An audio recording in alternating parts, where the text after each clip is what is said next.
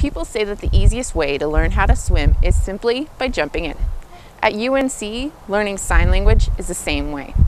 Through a unique experience, a group of students was able to jump right into the language. For the last couple of years, a combination of students and members of the deaf community have attended Silent Weekend, a retreat that focuses on expanding students' communication skills.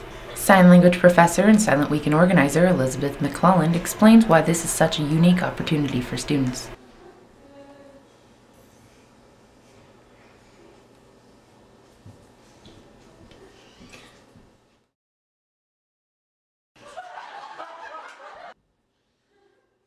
Voices are forbidden at Silent Weekend, so students must use a combination of sign language, gesturing, and miming to communicate. Deaf community member and UNC student Nori Marakchi explains why it is important for students to interact with members of the deaf community.